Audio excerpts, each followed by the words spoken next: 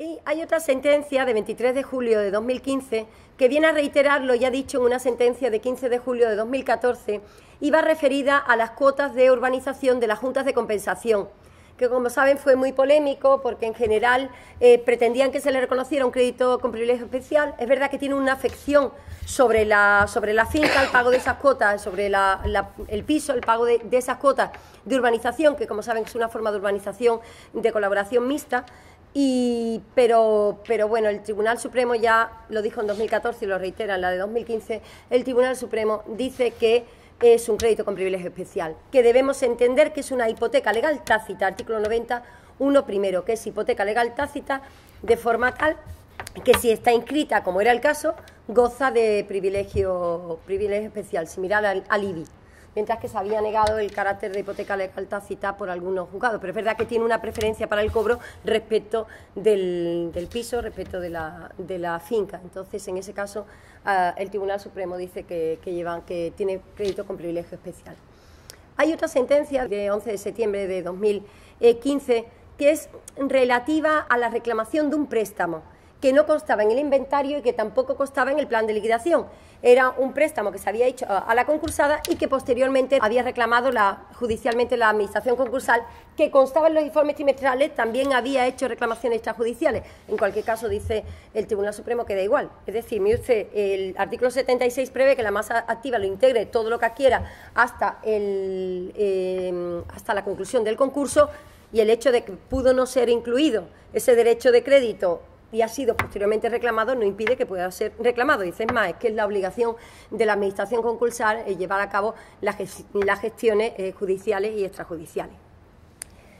La siguiente sentencia, de 12 de septiembre de 2015, exponencia de don Rafael Salazar, en esa sentencia se aborda el tema del leasing, pero se aborda el tema del leasing interpretando la reforma que se hizo del artículo 61.2 de la ley concursal en 2011, porque por la ley 38/2011 se introducía una mención a que si se pretendía la resolución de interés del concurso, que habría que presentar un peritaje, y se hablaba del arrendamiento financiero. Yo creo que fue ahí, porque es el tema de contratos en la reforma de 2011, no está previsto que se tocara, desde luego fue como para decir, ve, el propio legislador otorga el carácter de obligaciones recíprocas pendientes de cumplimiento a cargo de ambas partes a las cuotas de arrendamiento financiero. Ya el Tribunal Supremo, como bien saben, se había pronunciado sobre el leasing y lo único que dice es que esa reforma no impide que haya de entrarse en el clausulado concreto, de forma tal que habrá que ver si efectivamente hay o no obligaciones recíprocas pendientes de cumplimiento, que normalmente, como saben, el Tribunal Supremo considera que al menos en los contratos tipos no los hay, que el mantener en el goce pacífico de la cosa o el tener la posibilidad de, pagando el valor residual, de adquirir esa opción de compra al final del contrato de arrendamiento financiero no le otorga un carácter recíproco a las prestaciones, de forma que aplicaríamos el apartado primero del artículo 61. Que sería que todo es crédito concursal, con privilegio efectivamente sobre el bien cedido en leasing, pero no que las cuotas posteriores son crédito contra la masa. Ojo con esta interpretación, porque si pretendemos resolver el contrato, ya sea por el artículo 61 en interés del concurso, ya sea por incumplimiento, que eso lo haría más el banco que la administración concursal, del artículo 62, hay que partir de que entonces es un contrato del que derivan obligaciones recíprocas pendientes a cargo de ambas partes. Ese es el problema de la interpretación, de decir que solo a cargo de una parte. Si es a cargo de una parte no cabe la resolución, si es a cargo de ambas partes podríamos permitir la resolución, pero a cambio pues se tiene un crédito con privilegio especial también por las cuotas posteriores a la declaración de concurso y no engrosamos los créditos con el importe de los créditos contra la masa con esas cuotas posteriores, sobre todo en casos que incluso se dilatan, ¿no? Entonces, bueno, pues al final solo con cargo a ese crédito. Se planteó también en uno de los congresos que tuvimos los magistrados especialistas, pero no se llegó tampoco a una solución, porque es verdad que es un privilegio especial sobre un bien que además tras esa reforma dice que solo lo que hay que valorar es ese derecho que se tiene, entonces, y que es muy difícil también de valorar. Entonces un poco es como se puede tener un privilegio especial sobre un bien que no está en el patrimonio del concursado, pero en principio se le reconoce. Es igual que también el decir, bueno, pues entonces, ¿por qué tiene que acometer la tarea de vender el bien en liquidación el administrador concursal en el plan de liquidación, cuando al fin y al cabo, mire usted, véndalo usted, porque muchas veces es muy difícil de vender. Mire usted, si tiene un privilegio especial sobre el bien y el bien no es mío, el bien es suyo y no he hecho uso de la opción de compra, venda usted el bien y yo no tengo que plantearme la dificultad que puede tener, porque muchas veces no, que es que tampoco le interesa. Pongamos, por ejemplo, un coche, que hay una contradicción, pero tampoco se ha modificado el artículo 91 cuarto que dice los bienes cedidos en arrendamiento financiero. Entonces, claro. La sentencia del 5 de noviembre de 2015 se aborda también una asunción cumulativa de deuda. Miren, era el caso de que se sustituye al deudor por otro deudor, pero sin conformidad de los acreedores. Si los dos van al concurso, ¿cómo reconocemos el crédito? Porque aquí ha habido una asunción voluntaria de la deuda por otro deudor, también es un caso, además, poco antes de la declaración de concurso. ¿Y cómo se reconoce? Entonces, lo que dice el Tribunal Supremo en esta sentencia, que sería una solidaridad pasiva y que efectivamente el crédito debe ser reconocido en todos los concursos. En los concursos del deudor originario, porque no se libera, porque no hubo consentimiento de la sustitución, y en el concurso de quien ha asumido voluntariamente la deuda. Los problemas de pagar de más ya están previstos en la ley concursal. Cita el 85.5 y el artículo 161. Los pagos hechos nunca se podrá pagar en todos los concursos más del máximo de la deuda. Si pagara uno solo, bueno, pues en el otro ya entonces habría que se tendría por extinguido el crédito, efecto de la solidaridad, dice el Tribunal Supremo. Luego hay una interesante sentencia, porque fija doctrina jurisprudencial, que es la de 17 de noviembre de 2015, que es también ponencia de nuestro compañero don Pedro Vela Torres, y en esta sentencia se vuelve a abordar el tema del swap. Pero miren, ya habíamos visto que el Tribunal Supremo, ya desde la de 8 y 9 de enero de 2013, se había pronunciado sobre cómo se reconocían los créditos en contratos de swap. Lo que ocurre es que normalmente estábamos ante un solo contrato de swap. No había un CEMOF, un contrato marco de operaciones financieras, sino que solo era un contrato de swap, con lo cual no había nada que compensar. Si hay una sola operación de swap, en definitiva lo que tenemos es que la liquidación positiva o negativa dará lugar, normalmente negativa, dará lugar al reconocimiento de un crédito. Y sabía, bueno, entonces pues se entendía que en esos casos, ya lo ha dicho también la Audiencia Provincial de Barcelona, yo lo decía también el Juzgado de lo Mercantil de Cádiz, que no era aplicable el Real Decreto Ley 5/2005, porque ese Real Decreto se modifica por la Ley de 7 de abril de 2011, precisamente porque ¿cómo funcionan los swap? Los swap es que normalmente el banco hace un contrato marco de operaciones financieras y ahí anuda varios contratos, pero los swap normalmente era un solo swap. O sea, que había ese contrato marco de operaciones financieras, pero se había dicho que cuando era una sola operación, que no había nada que compensar y que no quedaba amparado. Y además porque el Real Decreto Ley hablaba, en el artículo 16, hablaba también de varias operaciones amparadas en un contrato, en un CEMOF, en un acuerdo de compensación contractual. ¿Qué es lo que ocurre? Pues que se reforma en 2011, a raíz de la jurisprudencia de la Audiencia Provincial de Barcelona, para decir una o varias operaciones. El Tribunal Supremo sienta doctrina jurisprudencial y dice que si no hay nada que compensar, si lo que estamos es ante liquidaciones positivas o ante liquidaciones negativas a una u otra parte y no hay varios contratos que compensar, no estamos, aunque cuando se haya firmado un CEMOF, no estamos ante un acuerdo de compensación contractual. No es aplicable el artículo 16 del Real Decreto Ley 5/2005 y dice, y es un contrato que no genera obligaciones recíprocas a cargo de ambas partes, sino solo a cargo de una. Que son liquidaciones negativas, evidentemente, pues será para el concursado. Y dice en ese caso, las liquidaciones procedentes del contrato de swap, tanto anteriores como posteriores a la declaración de concurso, son crédito concursal. Solucionado. No crédito contra la masa, porque la reforma del artículo 16 había dado la vía para poder considerar que eran crédito contra la masa las posteriores a la declaración de concurso. Entonces dice, todo es crédito concursal, y sienta esa doctrina jurisprudencial que reitera en una sentencia al día siguiente, de 18 de noviembre de 2015.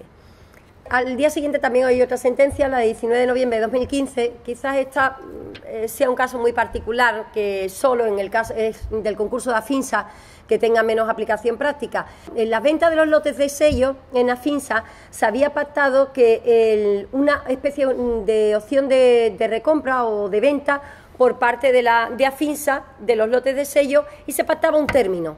Llegado el término, pues si no se decía nada, operaba automáticamente esa recompra de los lotes de sello.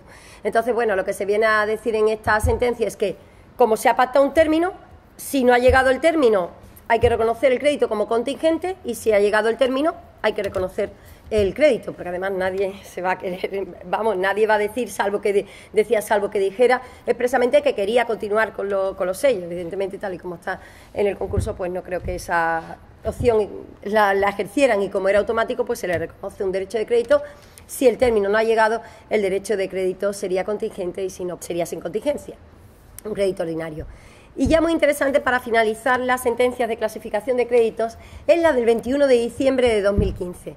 Miren, en la sentencia 21 de diciembre de 2015 se plantea la cuestión de que varios acreedores interesan la declaración de concurso necesario y cómo debe interpretarse el artículo 91.7 sobre el reconocimiento del privilegio al acreedor instante del concurso del 50%, que fue modificado en la Ley 38/2011, cómo se distribuye, si hay que distribuir o cómo hay que aplicarlo cuando solicitan el concurso varios. En este caso procedían de un préstamo de eran sindicados, eran acreedores que habían suscrito un pacto de sindicación, pero bueno, el Tribunal Supremo dice que da igual la vinculación que puedan o no tener, que lo importante es que van los cuatro. Y entonces, o los tres o cuatro que interesan la declaración de concurso necesario. Y entonces las soluciones serían decir: le reconocemos a cada uno de ellos el 50% del importe de sus créditos, es decir, si le han pedido 3 y cada uno tiene un crédito de 100, pues 150, o sea, el 50, 50 y el 50 cada uno. O hacer una regla de distribución proporcional. El Tribunal Supremo justifica el privilegio, argumenta justificando el privilegio del acreedor instante, y dice, hombre, es que el acreedor instante del concurso se ve ante la espada de Damocles de una imposición de costas, salvo que se aprecien dudas de hecho de derecho, e incluso de una indemnización de daño y perjuicio por la solicitud de concurso si se le desestima. Como contrapartida, se le reconoce el privilegio del 50% del importe de los créditos. Pues bien, el Tribunal Supremo opta por la segunda vía, aplica un criterio de distribución proporcional interno, de forma tal que dice, tenemos que ver, sumar los créditos de los acreedores instantes, ver qué proporción tiene cada uno.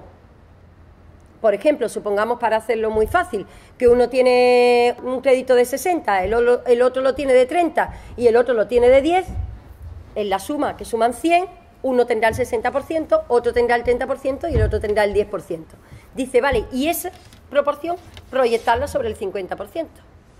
Es decir, al primero le reconoceríamos 30, o sea, sí, exactamente, proyectarlo sobre ese 50%, pero distribuyendo del 50% del importe global la proporción que tiene cada uno de ellos. Para que efectivamente el crédito que se le reconozca no sea del 50% del importe a cada uno. Es decir, por ejemplo, al que supone un 10%, sobre el 50% se proyectará ese 10%, que al final será el 5% sobre el 50%. El del 30% tendrá un 15% de ese 50% y siempre respecto de su crédito, y el del 60% tendrá un 30%. Luego no reconoceremos, en el caso más claro, en el más llamativo, al de 60 no le vamos a reconocer 50 de su crédito, sino que le vamos a reconocer un 30% de su crédito como privilegiado. El Tribunal Supremo ha dicho que el privilegio se reconoce en lo que no tenga ya privilegiado y en lo que no sea subordinado. Eso igual que se hacía con lo del 50% de lo de Hacienda, ¿eh? Pero respecto de lo que es la base para calcularlo, que evidentemente excluye uno y otro, lo que ya esté privilegiado, porque ya esté privilegiado, lo que es subordinado tampoco, porque no se le puede privilegiar, pues, y sería así. Luego el de 60, en lugar de tener 30, tendría el 30% de 60. En materia de contratos, he seleccionado una, bueno, es interesante porque es la de 24 de febrero de 2015, porque, fíjense, es curioso, es la parte in bonis del contrato que interpone una demanda de resolución por incumplimiento del concursado, y ya que ha interpuesto la demanda pretende hacer uso de la facultad que concede el artículo 62 de no resolver el contrato en interés del concurso, que era un contrato de colaboración. Dice, sí, pero que no se resuelva en interés del concurso, dice el Tribunal Supremo, la de 24 de febrero, es Sancho Cargallo. El ponente dice, no, mire usted, usted no puede, eso lo puede hacer la administración concursal o el concursado, pues usted es parte in bonis, si ha ido a la resolución del contrato, lo que no puede pretender luego es que se cumpla en interés del concurso, con lo cual no tiene legitimación para hacerlo. Y luego hay dos sentencias de 26 de marzo de 2015 que plantea la polémica de la resolución de contratos de compra-venta de vivienda, pero cuando se ha aprobado cuando ha habido una propuesta de convenio aprobada y, por ejemplo, en el primero de los casos se había pactado una prórroga de 8 años para la entrega de las viviendas. Y dice, el comprador no puede ejercitar la resolución porque es un acreedor ordinario, reconocido como ordinario, que está afectado por el convenio. Y en el segundo caso es que en el plan de viabilidad se preveía también un plazo de entrega, pero se entiende que se ha incumplido el plan de viabilidad y se pretende resolver por incumplimiento del plan de viabilidad. Y la Audiencia Provincial viene a decir que ha habido incumplimiento del convenio. Y le dice el Tribunal Supremo, la Audiencia Provincial no lo puede decir, eso tiene que irse por la vía del artículo 140 y declararlo primero el juez de instancia, pero no a través de una demanda de resolución de contrato, que también dice que no cabe, que además cuando se habla de incumplimiento de convenio es del convenio, no del plan de viabilidad, que no puede sustentarse en el que se haya incumplido alguna previsión del plan de viabilidad. Luego, en materia de acciones rescisorias, también ha sido bastante interesante la sentencia del Tribunal Supremo. Comienzo citándole una que es también de diciembre de 2014, porque luego se reitera en 2015. Es la de 16 de diciembre de 2014 de una dación en pago. La dación en pago, el Tribunal Supremo, luego esa ya lo había declarado la posibilidad de rescindir una dación en pago, la de 9 de abril de 2014. En esa de 16 de diciembre, es que era simulada como una compraventa simulada, pero era una dación en pago. Y hay una sentencia muy interesante ya de 2015 sobre dación en pago, que es de 19 de mayo de 2015. Y en esa rescisión de la dación en pago, el Tribunal Supremo dice, vamos a ver, la dación en pago, que es una forma de extinción de obligaciones, es un mecanismo adecuado para poder rescindir, es decir, es una forma de extinción de obligaciones que puede ser objeto del ejercicio de una acción rescisoria. Ahora bien, en el caso concreto era una dación en pago que no es que fuera perjudicial para el concurso, sino que es que era beneficioso, porque había habido una condonación de intereses, se había vendido incluso por más del valor de... O sea, se había pagado un crédito, ya digo, con la condonación de intereses y por un valor superior al del bien que se había entregado en pago de la deuda, con lo cual acaba concluyendo que no procede la rescisión. También habla de la dación en pago mencionando la sentencia de 26 de octubre de 2012, porque lo más importante que plantean las rescisorias es cuando una de las cuestiones que, bueno, más importante no, pero una de las más controvertidas fue cuando antes de la declaración de concurso se paga un crédito vencido, líquido y exigible. Entonces, eso no lo planteábamos y, bueno, pues depende. Porque porque antes de la declaración de concurso no hay el orden de pago de los créditos de la ley concursal, ni siquiera por su vencimiento. Uno va pagando y va pagando los créditos, porque a lo mejor uno le permite más tiempo, más mora, el otro no, le deja de servir, en fin. Entonces, todo es sí. Lo importante que dice esa sentencia de 26 de octubre de 2012 es si se conocía la situación de insolvencia. Y la dación en pago pues aplica el criterio de que en verdad estamos pagando un crédito vencido, líquido y exigible, entonces habrá que analizar el caso concreto. Hoy hay dos sentencias de 17 y 23 de febrero de 2015 donde analizan pues rescisiones de garantías constituidas, de préstamos constituidos. La de 17 de febrero entiende que hay perjuicio para la masa porque era un caso en que se habían constituido unas garantías pignoraticias que además se había pignorado casi la mayor parte del préstamo que se había concedido. Esto ocasiona un perjuicio porque no ha dado disponibilidad, mientras que no todos lo rescinden, pero esa parte sí que la acuerda la rescisión. Y sin embargo, en la otra sentencia, que ya es ponencia de Sancho Gargallo, en la 17 de febrero es de Sastre Papiol, en la otra sentencia no acuerda la rescisión porque entiende que no ha habido perjuicio, porque miren, había obtenido con la sustitución de una garantía hipotecaria de otro préstamo que lo había vencido, había obtenido 498.000 euros de liquidez y se había renovado la póliza de crédito por un año, con lo cual dice, bueno, es que ha sido beneficioso para la masa activa, no solo es que no ha sido perjudicial, sino que ha sido beneficioso. Hay otra de 10 de marzo también, de 2015, que es interesante porque aquí dice el Tribunal Supremo que da igual el destino que se le dé al dinero. Dice, vamos, es que se ha constituido una garantía que era contextual, garantía simultánea al préstamo, dice, se ha constituido una garantía, pero que la garantía dice, y es que el dinero se ha destinado a pagar crédito del propio banco. Dice, vale, pero usted, lo perjudicial entonces no ha sido la constitución de la garantía en el préstamo, que es contextual, sino lo perjudicial ha sido el destino. Luego usted tenía que haber impugnado los pagos realizados. Otra también interesante es la de 26 de marzo de 2015, porque resuelve una polémica planteada con la aplicación del artículo 10 de la Ley de Mercado Hipotecario, que, como saben, para rescindir determinadas operaciones de constitución de hipoteca amparadas en la citada Ley del Mercado Hipotecario, el artículo 10 exige, además del perjuicio, el fraude, que, como saben, el fraude de la ley concursal en el artículo 71 no se exige. Sin embargo, se exige como una... Es decir, que habría que acreditar también el fraude. Y, de motu propio, el juzgado de primera instancia y la audiencia aplican el artículo 10 de la Ley de del Mercado de Valores y dicen que había que acreditar el fraude, que no se ha acreditado el fraude. Y el Tribunal Supremo dice que no. Que corresponde a la parte que se ve beneficiada, la entidad financiera, el haber acreditado que la operación estaba comprendida dentro de la ley aplicable, la Ley del Mercado Hipotecario, y no una simple presunción, que era un tema que había tratado la Audiencia Provincial de Madrid y que no se había aún resuelto por el Tribunal Supremo, que parece también muy interesante. Hay otra 17 de marzo de 2015, les digo, no es que tenga mucho interés, pero por ejemplo en ese caso se había obtenido liquidez, un 35% del préstamo, porque claro, cuando se piden préstamos se pagan deudas, pero había tenido liquidez de un 35% del importe del préstamo y había continuado la actividad durante 2 años. Luego había abocado al concurso y dice, pero mire, no me puede decir que esto sea perjudicial para la masa activa la concesión de ese préstamo. Hay otra 17 de abril, también de 2015, la 17 de abril, trata el tema del reparto de dividendos. En este caso era una sociedad filial que acuerda el reparto de dividendos, que como saben es un tema que trató la de 24 de julio de 2014, acuerda el reparto de dividendos mediante compensación de créditos que tiene la matriz frente a la matriz, con lo cual elimina de la masa activa ese derecho de crédito que tenía la concursada. Dice, efectivamente, es evidente que ha causado un perjuicio para la masa activa. Hay otra 25 de junio de 2015 que es interesante respecto de los pagarés. Son unos pagarés librados por el Betis, pero era para el Zaragoza. Y era que se cedía, la rescisión de la operación es la cesión de la parte compradora de una finca a cambio de casi unos 500.000 euros, lo que pasa es que se entregan unos pagarés. Finalmente se estima la demanda y se condena que luego fueron sustituidos por otros pagarés. Entonces, aborda, esto es importante porque aborda el tema de los efectos de la rescisión, artículo 73.3 en contratos bilaterales. Y dice, si rescindimos la operación, lo que hay es que devolver el dinero. Es la devolución del precio. Claro, y lo que alega la otra parte, no, es que los pagarés no fueron pagados.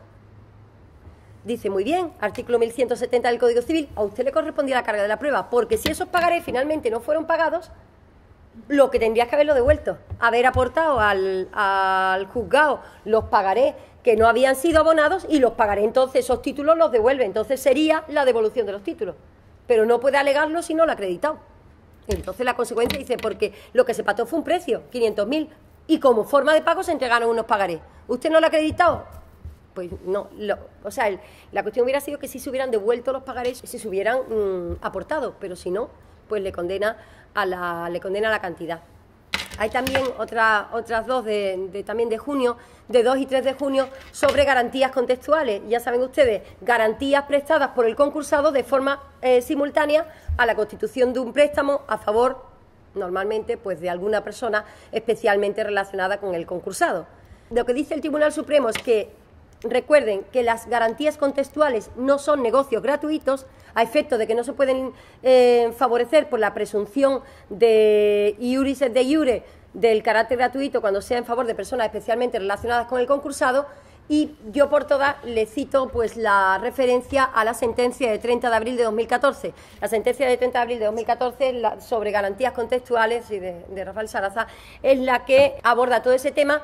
Y estas dos, pues lo que vienen es a reiterar el criterio que ya se había establecido.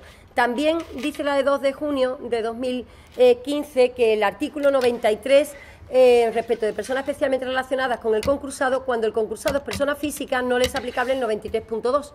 Lo que pasa es que efectivamente el 93.1 ha sido modificado, pero eso era antes de la modificación, efectivamente que no podía alegarse si el concursado es persona física que ha otorgado una garantía.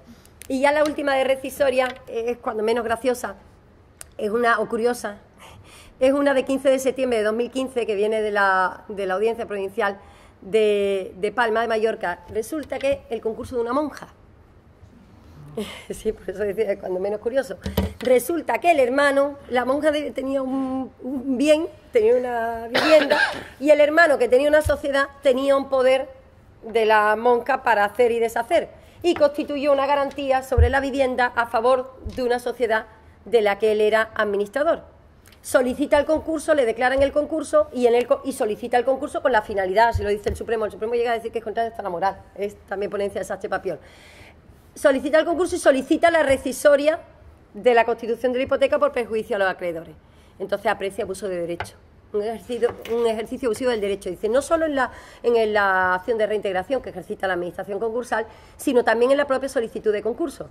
Dice, vamos, tenía un pasivo de 3.000 y pico euros, que hubiera arrendado, hubiera pagado, porque además creo que es que el arrendamiento también, recuerdo que el arrendamiento también era él, o sea que también se lo estaba arrendado a él, o sea, vamos a ver, hubiera podido pagar porque eran impuestos, era tal, es buscado de propósito, un concurso buscado de propósito para ejercitar la acción rescisoria. En materia de calificación de concurso culpable también se han dictado bastantes sentencias por el Tribunal Supremo y muy interesantes. De hecho, solo ha habido una sentencia en materia concursal del Tribunal Supremo en 2015 de pleno y ha sido precisamente en materia de calificación. Como saben, en la reforma operada por el Real Decreto Ley 4/2014, 7 de marzo, luego convalidado la Ley 17/2014 de 30 de septiembre, ahí se introduce una modificación en el artículo 172 bis para decir que la responsabilidad por el déficit, la condena a cubrir el déficit, será en la medida en que esa conducta haya generado agravado la insolvencia, es decir, viene a establecer la relación de causalidad. Entonces, aquí, eso, en definitiva, ha prosperado la tesis que era del magistrado Sancho Gargallo, la tesis que defendía la aplicación de esa relación de causalidad. Pero tiene voto particular porque hay quien entiende que el legislador lo que ha venido con esa reforma es a convalidar el criterio que había que aplicar, y el Tribunal Supremo, el criterio mayoritario es que no, que lo que ha habido es un cambio. Es un cambio y ahora el 172 bis exige acreditar esa relación de causalidad. Entonces, en esta sentencia de pleno de 12 de enero de 2015, lo que dice es que no se aplica con carácter retroactivo. Solo se aplica a procedimientos que la sección de calificación se haya abierto a partir de la entrada en vigor del Decreto Ley 4/2014. Y lo mismo dice en la de 5 de febrero de 2014, dice que no tiene naturaleza retroactiva y, por tanto, en procedimientos anteriores no hay que probar la relación de causalidad entre la conducta que ha sido determinante para calificar el concurso como culpable y la generación o agravación de la insolvencia a efectos de la cobertura del déficit concursal. En la sentencia de 3 de febrero de 2015 se resuelve también un tema que ha sido muy polémico. ¿Qué intervención tienen los terceros en la sección de calificación? Los interesados en la sección de calificación. Como saben, hay una fase de personación de interesados donde pueden hacer alegaciones sobre la calificación del concurso culpable las personas afectadas por la calificación. Luego está el informe de la Administración concursal, el dictamen del Ministerio Fiscal, y ya se emplaza a las personas afectadas o bien se declara fortuito. Supongamos el caso de que la Administración concursal y el Ministerio Fiscal solicitan la calificación como fortuito. La ley imperativamente dice, y no ha sido modificado, que se dicte auto, que además no cabe recurso, auto de archivo, declarando el fortuito y no cabe recurso. ¿Hasta qué punto pueden sostener pretensiones autónomas? Otras partes, incluso, por ejemplo, causas distintas de las que hayan alegado la Administración concursal. Un acreedor interesado puede decir, ha habido un alzamiento de bienes y esa circunstancia, por ejemplo, no lo había alegado la Administración concursal o el fiscal. Bien, pues lo que dice el Tribunal Supremo es que la intervención es una intervención adhesiva simple y que no pueden sostener pretensiones autónomas.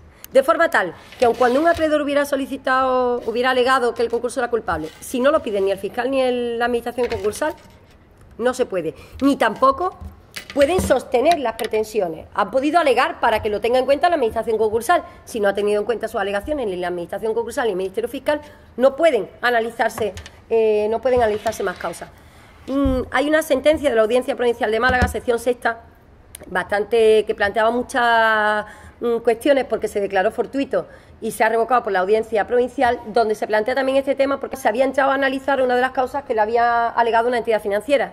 una de las circunstancias que le había alegado, de las presunciones que había alegado la entidad financiera y no la había alegado. Y esa es muy interesante, no me dará tiempo luego de comentarla, pero esa es interesante respecto de la naturaleza de las presunciones del artículo 165 y qué es lo que abarca la presunción del artículo 165. En cualquier caso, ese tema también ha sido abordado por la sentencia, la de Málaga es de 14 de octubre, y eso ha sido también abordado por la sentencia del Tribunal Supremo de 7 de mayo de 2015, que aborda el tema, la cuestión de la presunción del 165.1 cuando se retrasa la solicitud de declaración del concurso, por retraso en la solicitud de declaración de concurso. Pero bueno, lo ha anticipado en ese sentido.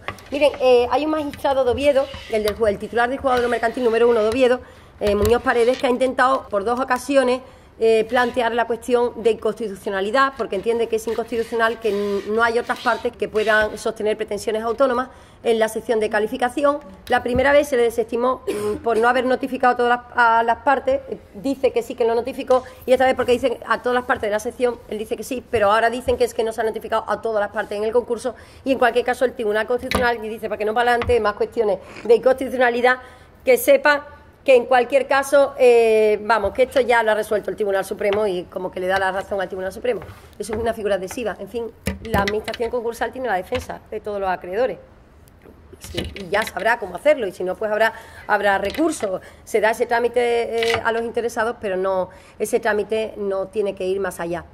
Hay otra sentencia de 11 de marzo de 2015 que no le veo yo mayor interés, es simplemente que dice que solo se puede condenar la responsabilidad por déficit concursal cuando se abra la liquidación, no cuando se apruebe un convenio, o cuando se abra la liquidación por incumplimiento del convenio.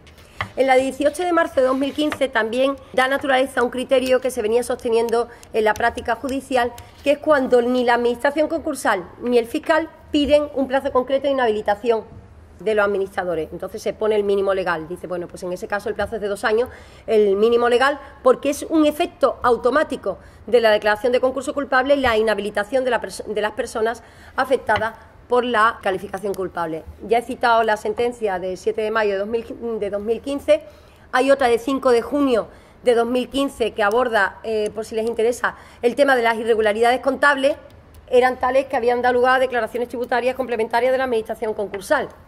Pero bueno, si tienen algún caso, que sepan que ahí la abordan, la de 5 de junio de 2015 también. Y hay otra que me parece muy interesante, que es la de 22 de julio de 2015, 22 del 7, porque fíjense, es un retraso en la solicitud de concurso, pero la condena se hace al administrador de hecho y al administrador de derecho. Lo que ocurre es que el administrador de derecho no recurre, recurre el administrador de hecho, que era evidentemente el que mandaba, el que gestionaba y el que llevaba la sociedad. Pero a mí me chirría un poco que si la solicitud de concurso se atribuye la legitimación para instarlo, la tiene el órgano de administración, evidentemente yo como juez del concurso, ya vosotros en la instancia, no admitiríais la legitimación de un administrador de hecho para formular la solicitud de concurso. Sin embargo, sí que condena por el incumplimiento al administrador de hecho. Lo que ocurre es que en ese caso ciertamente el administrador de derecho hacía todo lo que dijera. Y es más, dice, y no entramos en si había o no responsabilidad por ello del administrador de derecho porque no ha recurrido. Lo que viene a decir como que como no intervenía en nada, verdaderamente, digamos que era simplemente un testaferro, evidentemente, y no. Y hay una más reciente ya de este año, muy brevemente le dejo indicada al menos la fecha, es la de 27 de enero de 2016, también es ponencia de Vela Torres, que aborda el tema de los cómplices. Ya saben, los que hayan colaborado con dolo o culpa grave. Dice que han colaborado en la agravación de la insolvencia, pero el caso es el siguiente, es la pareja del administrador societario, que a su vez es administradora de otra sociedad. Y después de la declaración de concurso salen 55.000 cajas de mercancía a la sociedad administrada por la pareja. Entonces le declaran cómplice del alzamiento de bienes, porque es una de las causas, de unas presunciones que se aplica del alzamiento de las causas de concurso culpable, es el alzamiento de bienes. Y dice, no tiene por qué ser una conducta anterior a la declaración de concurso, puede ser posterior a la declaración de concurso, y la declaran tanto de la pareja como en cuanto a administradora, como de la otra sociedad. Como hablan también del dolo o culpa grave, dice, bueno, vamos a ver, es que evidentemente hay una conciencia del perjuicio, porque no hubo contraprestación. Es decir, en la salida de esas mercancías, sin contraprestación no consta ningún ingreso de dinero como contraprestación a la salida de las mercancías. Dice, eso sí, no es en la generación de la insolvencia, sino en la agravación. Ha colaborado en la agravación de la insolvencia. En quinto lugar, el quinto bloque que he estructurado es el relativo a la conclusión del concurso y a la rendición de cuentas. Y miren, hay tres, de conclusión del concurso y rendición de cuentas, primero hay tres sentencias de 9, 10 y 11 de junio de 2015. Mire, era un supuesto de conclusión del concurso por insuficiencia de masa activa. La Administración concursal, artículo 176 bis, la Administración concursal realiza la comunicación del apartado primero del artículo 176 bis. Y la Tesorería General de la Seguridad Social recurre frente a la conclusión del concurso porque entiende que había estado reclamándole crédito contra la masa, hablo de la de 9 y 11 de junio. En la de 9 y 11 de junio, la Tesorería General de la Seguridad Social había estado reclamándole el pago de créditos contra la masa de vencimiento anterior a otros que se habían pagado, pero no ejercita demanda de reconocimiento y pago de créditos contra la masa del artículo 84.4. No ejercita la demanda. Entonces, cuando ya se ha efectuado la comunicación, es cuando reclama el pago de esos créditos contra la masa, entendiendo que ya no se puede aplicar el 176 bis 2, sino que como su crédito no se ha pagado y se le ha estado reclamando, pues que entonces se tendría que pagar ese crédito sin seguir el orden del 176 bis 2. Y el Tribunal Supremo dice, efectivamente usted ha reclamado extrajudicialmente, la Tesorería ha reclamado extrajudicialmente, pero una vez efectuada la comunicación del 176 bis, que digamos que es recomendable que la Administración concursal por ese motivo haga cuanto antes, en cuanto sepa que no va a poder pagar todos los créditos contra la masa, una vez efectuada la comunicación ya solo se puede pagar por el orden del 176 bis 2. Y eso es así. Y el de la Seguridad Social irá en el quinto lugar. Ejercite otro tipo de acciones que le deja indicada. Si cree usted que le han alterado el orden de pago de vencimiento de los créditos contra la masa. Otro tipo de acciones, pero no entender que debe alterarse el orden de pago del 176 bis. 9 y 11 de junio. Diferencia con la de 10 de junio. Exactamente, muy similar el caso. El supuesto práctico. ¿Cuál es la diferencia? Que la Tesorería General de la Seguridad Social había interpuesto la demanda del artículo 84 antes de la comunicación de la Administración concursal. Por eso les digo yo lo importante que es hacer esa comunicación en tiempo. Entonces, como la demanda había sido ejercitada antes, dice aquí no. Aquí no ha habido reclamación extrajudicial, la demanda es anterior y entonces si se le reconoce efectivamente ese crédito contra la masa y que se ha alterado el orden, ese crédito contra la masa sí tendría que ser pagado, antes incluso de la aplicación del 176 bis. Esa es la diferencia de la de 10 de junio.